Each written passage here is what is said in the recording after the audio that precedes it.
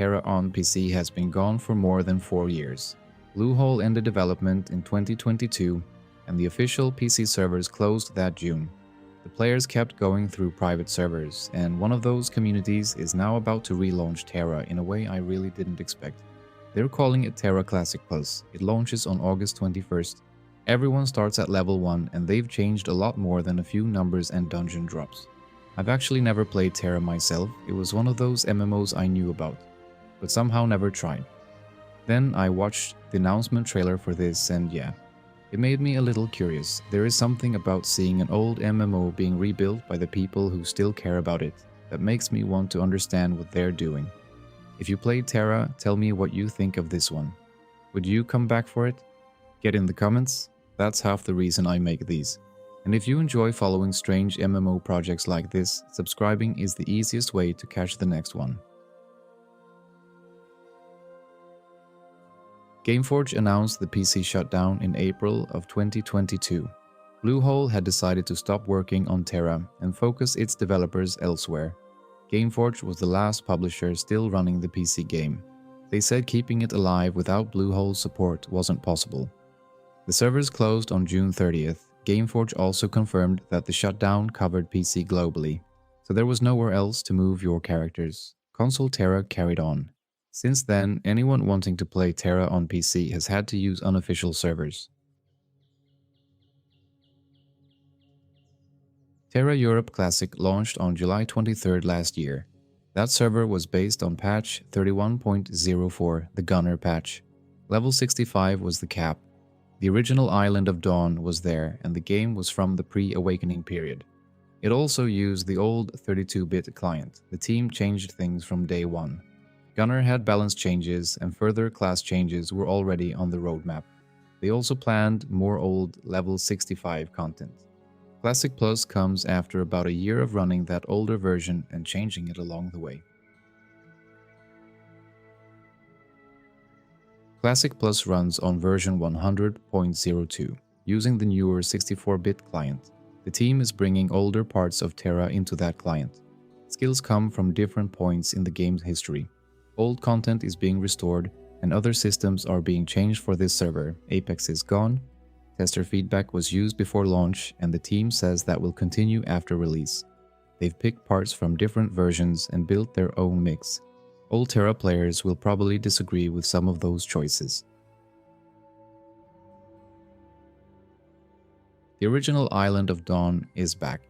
According to the team, they moved its terrain, plants, lighting, and atmosphere piece by piece from the old 32-bit client into the new one. New characters start there and follow a new campaign up to level 20. BAM hunting is a big part of it. Classic cutscenes have been restored, and some NPC dialogue has been rewritten. Players who want the older leveling route can leave and head towards Lumbertown instead. Every leveling dungeon returns with 5-player balancing. The team sees running dungeons from level 20 to 65 should take around 5 to 6 hours. Yeah, that's quick. World questing remains available and takes longer. I can see why a smaller server might want players reaching the same content sooner. 5 or 6 hours will still feel very different to people who remember spending much longer leveling through TERA. All 13 classes are included. Apex has been removed, with some of that power moved into the normal class kits. The team has brought back older abilities too, including Sniper's Eye, Mocking Shout, Titanic Wrath, and Burst of Celerity. Popori can also play Reaper, Gunner, Ninja, and Valkyrie on Classic Plus. The team says those combinations have never existed on any TERA server before. I'm leaving that as their claim because I can't verify the full history of every private TERA server. Their longer-term plan is to open every class to every race and gender. Race animation speed differences have also been removed, so every race should attack at the same speed. And some of this is completely new. This goes further than running old TERA on a newer client. Dragon's Landing is a custom dungeon made for Classic Plus.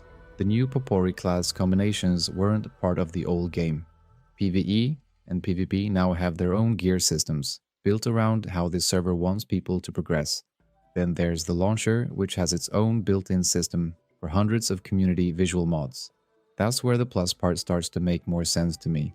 They're keeping things people remember while also making things that weren't there before. The launch endgame mixes returning dungeons with custom work.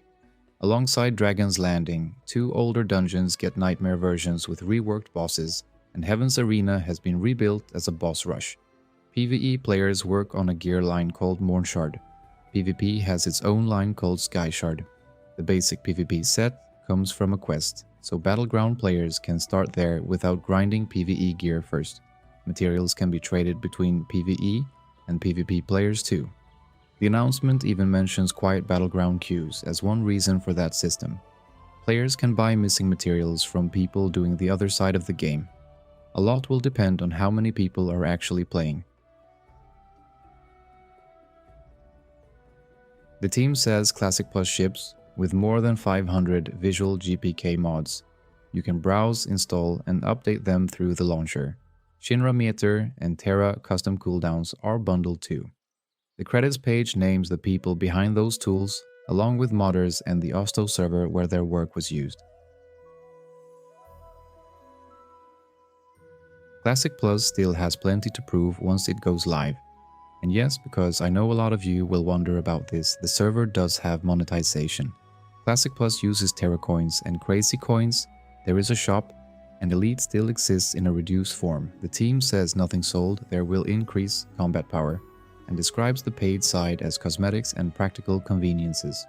Coins spent on the old Classic server can also be credited back as Classic's balance. So this is a monetized private server. The no pay to win part is the team's promise, and we'll be able to judge that properly once the live shop is available. I also couldn't find any public approval from Krafton.